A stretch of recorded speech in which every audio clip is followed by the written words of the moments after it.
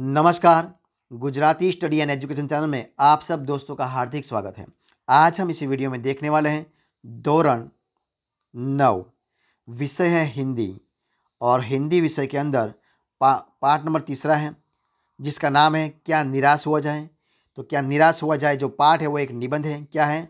निबंध है। और इसी निबंध में जो उनके स्वाध्याय का प्रश्न दिए हैं, उन स्वाध्याय के सारे प्रश्नों को हम इसी वीडियो में सॉल्यूशन के रूप में देखने वाले हैं। तो वीडियो को जरूर देखना। स्टार्ट करते हैं वीडियो को। सवाल नंबर 1 आपके सामने है। निम्नलिखित प्रश्नों के एक एक वाक्य में उत्तर दीजिए। इनमें पहला सवाल है, समाचार पत्र में कौन कौन से समाचार भरे रहते हैं। तो देखिए, आज समाचार पत्र में चोरी, डकैती, तस्करी और भ्रष्टाचार के समाचार भरे रहते हैं। दूसरा सवाल, देश का वातावरण आज कैसा बन गया है। तो देखिए, देश का वातावरण आज लगता है कि देश में कोई ईमानदार आदमी ही नहीं बचा है, ऐसा लगता है। तीसरा सवाल, भारतवर्ष ने किसको अधिक महत्व नहीं दिया है। तो देखिए, उनका आंसर है भारतवर्ष ने भौतिक वस्तुओं के संग्रह को अधिक महत्व नहीं दिया है। चौथा सवाल, मनुष्य के मन में कौन कौन से विकार है। तो देखिए, उनका आंसर है मनुष्य के मन में काम, क्रोध, लोभ, मोह आदि विकार हैं। पांचवा सवाल, बस कंडक्टर का क्या लेकर लौटा था। बस कंडक्टर क्या लेकर लौटा था। तो बस कंडक्टर खाली बस लेकर तथा लेखक के बच्चों के लिए दूध और पानी लेकर लौटा था। दूसरा सवाल, निम्नलिखित प्रश्नों के 2-3 वाक्य में उत्तर लिखिए। इनमें पहला सवाल है, लोगों में महान मूल्यों के बारे में आस्था क्यों गई। आस्था क्यों गई। तो देखिए, उनका आंसर है ईमानदारी और परिश्रम करके कमाने वाले लोग पीस रहे हैं और झूठ तथा फरेब का रोजगार करने वाले लोग फल फूल रहे हैं, इसलिए लोगों में महान मूल्यों के बारे में आस्था हिल गई है। दूसरा सवाल, लेखक क्या देखकर हताश हो जाना उचित नहीं मानते। तो उनका आंसर है लेखक कहते हैं कि आजकल ईमानदारी और परिश्रम के बदले झूठ और फरेब का बाजार गर्म है।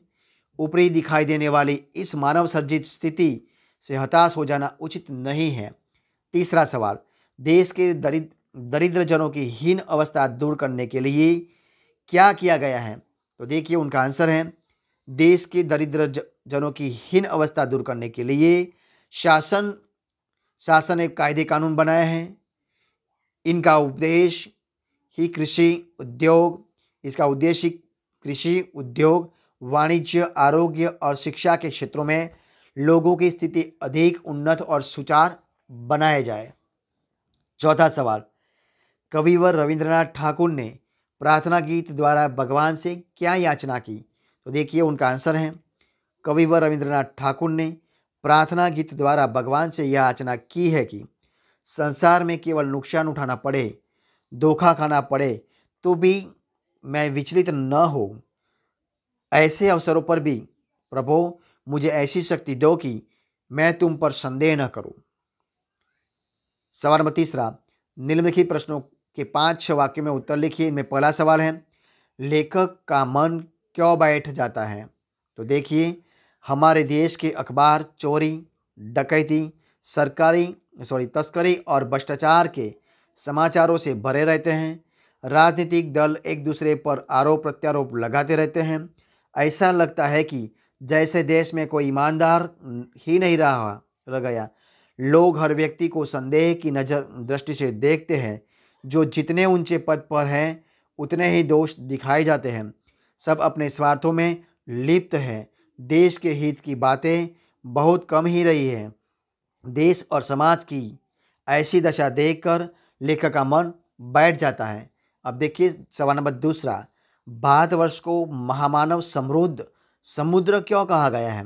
तो देखिए, उनका आंसर है भारतवर्ष एक प्राचीन और विशाल देश है।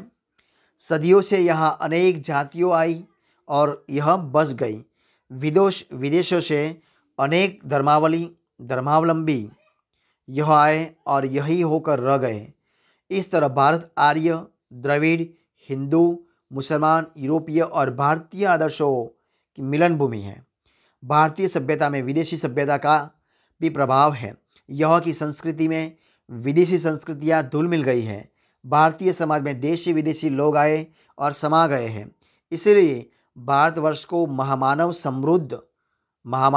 समुद्र कहा गया है। अब देखिए सवाल नंबर तीसरा, धर्म को भारतवर्ष में श्रेष्ठ क्यों माना गया है? तो देखिए, शासन और समाज की सुख सुविधा के लिए सरकार कानून बनाती है, लेकिन भारतीयों के लिए धर्म कानून से बड़ा है। धर्म के ही सेवा, सच्चाई, ईमानदारी और आध्यात्मिकता आदि बने हुए हैं। धर्म के भय से मनुष्य झूठ और चोरी को गलत समझता है। धर्म बुद्धि के कारण ही लोग दूसरों को पीड़ा पहुंचाना पाप मानते हैं। धर्म बुद्धि ही लोभ, मोह, काम, क्रोध आदि विकारों पर संयम रख सकती है और निकृष्ट आचरण करने से रोकती है। इसलिए धर्म को भारतवर्ष में श्रेष्ठ माना गया है। अब देखिए सवाल नंबर चौथा, कंडक्टर ने अपनी ईमानदारी कैसे बताई? तो देखिए उनका आंसर है, एक बार लेखक सपरिवार बस यात्रा कर रहे थे। गंतव्य स्थान से लगभग 5 मील पहले एक सुनसान स्थान पर बस खराब हो गई। कंडक्टर समझ गया कि यह बस अब आगे नहीं जा सकती। वह साइकिल लेकर चला गया। उस समय रात के 10 बजे थे। यात्री बस ड्राइवर पर क्रोध करने लगे। लेखक के बच्चे भोजन और पानी के लिए व्याकुल थे। यात्री ड्राइवर को मारने के लिए तैयार हो गए। बस उसी समय कंडक्टर एक खाली बस लेकर आया। यात्री उसमें सवार हो गए। कंडक्टर लेखक के बच्चों के लिए पानी और दूध भी लाया था। इस तरह बस कंडक्टर ने अपनी ईमानदारी और सज्जनता बताई। अब देखिए सवाल नंबर चौथा, इसमें अ है, मुहावरे के अर्थ देकर वाक्य में प्रयोग कीजिए। इनमें पहला है मन बैठ जाना, तो उसका अर्थ है उदास होना, और वाक्य प्रयोग है बार बार की असफलता से उसका मन बैठ गया है। दूसरा, पर्दाफाश करना, तो इसमें क्या होगा, भेद खोलना, यानी कि वाक्य है चोर पकड़ा गया तो उसने साथियों का पर्दाफाश कर दिया। तीसरा, फलना फूलना, तो ये क्या हो जाएगा, तो समृद्ध होना, यानी कि वाक्य महात्मा ने मुझे फलने फूलने का आशीर्वाद दिया। चौथा, चेहरे पर हवाइयों उड़ना, तो देखिए ये क्या है, चेहरे का रंग फीका पड़ना। वाक्य है लोगों का क्रोध देखकर कंडक्टर के चेहरे पर हवाइयों उड़ने लगी। अब देखिए ढाढ़स बंधाना, तो देखिए ये 5वां सवाल है, ढाढ़स बंधाना, तो तसल्ली देना, यानी कि वाक्य प्रयोग है पुलिस ने एक गरीब मजदूर को ढाढ़स से बंधाया। छठा सवाल है, कातर ढंग से देखना, तो देखिए भयभीत होकर देखना, यानी कि वाक्य प्रयोग है उधर नकल करते हुए पकड़ा गया तो बड़े कातर ढंग से निरीक्षक की ओर देखने लगा। अब देखिए सवाल नंबर 4, बस शब्द समूह के लिए एक शब्द बताइए। इनमें पहला है धर्म से डरने वाला, तो क्या हो जाएगा, धर्मवीर। दूसरा है मिलन भूमि, तो मिलन की भूमि तो उसे कहता है मिलन की भूमि मतलब हो जाता है मिलन भूमि। तीसरा, सुख देने वाला, तो सुखद। 5वां, विशेषण बनाइए, भारत, तो क्या हो जाएगा, सब धर्मों के प्रति आदर करना भारतीय संस्कृति है। भारत तो क्या हो जाएगा, भारतीय, भारत मतलब भारतीय। समाज तो क्या हो जाएगा, सामाजिक, तो देखिए समाज तो क्रोधी व्यक्ति सामाजिक स्थिति में सुधार लाया जा सकता है, यानी कि सामाजिक हो जाएगा। समाज तो सामाजिक, ठीक है, उसे विशेषण कहते हैं।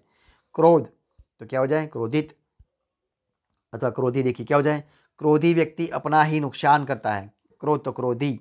समय तो देखिए क्या हो जाएगा, तो हो जाएगा सामयिक। हर समाज की अपनी सामयिक समस्याएं होती है, समय तो सामयिक, ठीक है। अब देखिए धर्म तो क्या हो जाएगा, धार्मिक। धर्म तो व्यक्ति को अपने धार्मिक संस्कार ही अच्छे व्यक्तित्व निर्माण में सहायक होते हैं, तो धर्म तो धार्मिक, ये हो जाएगा विशेषण। अब प्रश्न छठा है, भाववाचक बनाइए, तो इसमें क्या आ जाए, डाक तो पूर्व घाव डकैती के कारण भयभीत हो गया, डाक तो डकैती। दूसरा, आदमी तो आदमी से आदमियत चली जाए तो कौन अच्छा व्यवहार करेगा, तो आदमी तो आदमियत। भाववाचक में बहुत बहुतायत, देखिए क्या हो जाएगा, आजकल हर आदमी बहुत दुखी है, बहुत तो बहुत हो जाएगा, मतलब बहुतायत भी हो सकता है, तो बहुत, ठीक है। सभ्य तो क्या हो जाएगा, सभ्य मतलब सभ्यतापूर्ण। तो देश के दीन दुखियों के प्रति सभ्यतापूर्ण व्यवहार कौन करता है। पांचवा, मानव तो क्या हो जाएगा, आज किसी के दिल में मानवता नहीं रही, मानव तो मानवता, ठीक है, बहुवचन। अब देखिए विरोध शब्द बनाइए, ईमानदार तो बेईमान, भ्रष्टाचार तो सदाचार, आंतरिक तो बाह्य, सबल तो निर्बल। तो इस प्रकार हम इस वीडियो को सॉल्यूशन के रूप में इधर खत्म करते हैं। तो अगर आपको इस वीडियो पसंद आया हो, अच्छा लगा हो, यूज़फुल लगा हो, तो वीडियो को लाइक कीजिए, कमेंट कीजिए, आपके दोस्तों में शेयर कर दीजिए। और लास्ट में आपने अब तक किसी चैनल को यानी कि Gujarati study and education channel को सब्सक्राइब नहीं किया है तो उनको सब्सक्राइब कर लीजिए। बगल में जो बेल आइकन दिया है उनको भी प्रेस कर लीजिए, यानी कि जब भी कोई नया वीडियो इसी चैनल में अपलोड हो तो सबसे पहले आपको एक नोटिफिकेशन मिल जाएगा और सबसे पहले आप वीडियो देख सकेंगे। वीडियो के डिस्क्रिप्शन में एक लिंक दिया हुआ है, उस लिंक को खोलकर आप दौरान 9 के व्हाट्सएप ग्रुप में जुड़ सकते हैं। वीडियो को फर्स्ट से अंत तक देखने के लिए आप सब दोस्तों का मैं बहुत बहुत धन्यवाद करता हूँ।